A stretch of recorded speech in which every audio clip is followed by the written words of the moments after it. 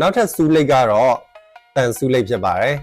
ဒီတန်စူးလိတ်ကိုမသွင်းတတ်တဲ့စူးလိတ်တွေအကြောင်းကိုသိချင်တဲ့သူတွေအခုကျွန်တော်စူးလိတ်တစ်မျိုးချင်းစီရဲ့အကြောင်းအရာကိုရှင်းပြပေးမယ်နော်ပထမဆုံးရှင်းပြချင်တဲ့စူးလိတ်ကတော့ဒီစူးလိတ်ဘာလဲဆိုတော့အိမ်မှာသုံးချင်တဲ့လူတွေအတွက်အိမ်သုံးစူးလိတ်လို့ခေါ်တယ်ဘာကြောင့်အိမ်သုံးစူးလိတ်လို့ခေါ်လဲဆိုအိမ်မှာပုံမှန်စူးလိတ်တွေသုံးတဲ့အခါမှာအမွှေးအမြင်ပါတယ်အဲ့ဒီအမွှေးအမြင်ပါတဲ့အတွက်ကြောင့်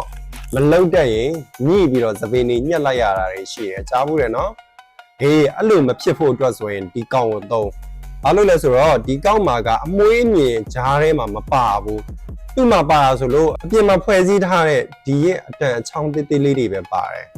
မွေးမြင်ပါရင်စီးတယ်စီးပြီဆိုရင်သပင်ညှိရှုပ်သွားလို့ရင်ရှင်းရခတ်တယ်အဲ့တော့အိမ်သုံးမယ်ဆိုရင်ဒီစူးလိတ်ကိုသုံးမယ်နောက်တစ်ခုကောက်ပုံသွင်းမယ်ဆိုရင်တော့ဒီစူးလိတ်တွေကိုရွေးချယ်မယ်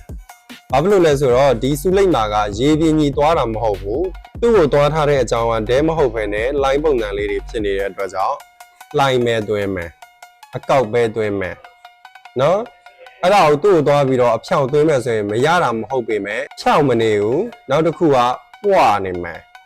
နောက်တစ်ခုကအဖျားလေးတွေမှာကုတ်မယ်လန့်မယ်ပွေးမယ်စသဖြင့်ဖြစ်တတ်တယ်နော်ဒီစူးလိတ်တွေနဲ့သွင်းမယ်ဆိုရင်အကယ်လို့စူးလိတ်အထာတီးလို့မို့အထာကြသွင်းခြင်းတယ်ဆိုရင်တော့ဒီကောင်နဲ့လည်းအဖြောင်သွင်းလို့ရတယ်နော်နောက်တစ်ခုကောင်းတာကစောနာပြတဲ့အပြာရောင်ထက်ဒီရဲ့အညိုရောင်ကအရန်သုံးလို့ကောင်းပါတယ်။ဘာလို့လဲဆိုတော့လုံးဝသပင်ညှိခြင်း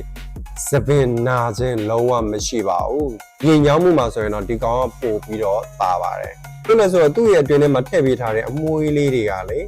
တော်တော်လေးကိုမှညံ့ညောအီးဆက်ပြီးတော့ပုံသွင်းတိုင်းမှာလေအရန်ကို comfort ဖြစ်စေတယ်ကွာ confident လည်းရှိစေတယ်ဒီကောင်ကိုသုံးမယ်ဆိုတဲ့အချိန်မှာဒီကောင်ကသူ့ရဲ့အတွန်းလေးအမွှေးတွေကဒီမှာအတိုင်းပဲလောက်ထားတာကွာထည့်ထားတာကွာကျွန်တော်ကတော့ပုံသွင်းလို့ရင်အကောက်ဆိုရင်ဒီစူးလိတ်ကိုအကြိုက်ဆုံးပဲနောက်ထပ်စူးလိတ်ကတော့တန်စူးလိတ်ဖြစ်ပါတယ်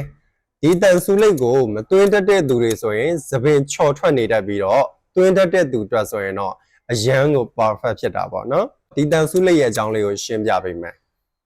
ဒီတန်စူးလိတ်ကိုသုံးမယ်ဆိုရင်ပုံမှန်အဖြစ် normal စူးလိတ်တွေကိုသွင်းပြီးတဲ့အချိန်မှာဝင်ရင်ပို့ပြီးတော့ကောင်းတယ်ချွေးချက်အနေနဲ့ကိုယ့်ဘက်ကကင်တွယ်နိုင်တယ်ဆိုရင်တော့ချက်ချင်းဒီစူးလိတ်ကိုကင်ပြီးသွင်းလို့ရတယ်ဘာတွေအားသာချက်ရှိလဲဆိုတော့ပုံမှန်စူးလိတ်တွေသွင်းတာထက်ကောက်သားပို့ပြီးကြော့ရမယ်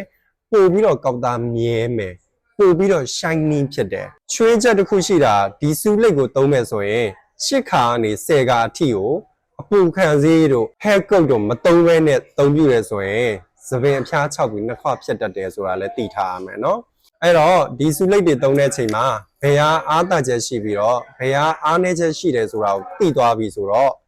စူးလိတ်ကင်တွယ်တာကိုတိတ်တိတ်ချာချာလေးရွေးချယ်ပြီးကင်တွယ်ဖို့သတိပေးခြင်းနဲ့ထပ်ပြခြင်းတဲ့စူးလိတ်ကအဖြောင်သွင်းတဲ့စူးလိတ်လေးအဲ့ဒီစူးလိတ်ကတော့မြင်နေရတဲ့အတိုင်းပဲသူ့ရဲ့အပတ်ကလုံးဝရေပြင်းကြီးအကြောင်းလေးတွေကစရေပြင်းကြီးပဲသွားရတယ်သွင်းမယ်ဆိုရင်လုံးဝအဖြောင်ပဲသွင်းလို့ရမယ်အဲ့ဒါကိုသွားပြီးတော့အကောက်ပုံသွင်းမယ်ဆိုရင်တော့လုံးဝထွက်မှာမဟုတ်ဘူးဆိုတာလည်းသိထားရမယ်နော်โอเคဒီနေ့ရှင်းပြတာကတော့စူးလိတ်တွေရဲ့အကြောင်းကိုရှင်းပြတာဖြစ်လို့အားလုံးပဲနားလည်ကြမယ်လို့ထင်ပါတယ်ကျွန်တော်နာမည်ကိုဆိုင်ဖြစ်ပါတယ်နော်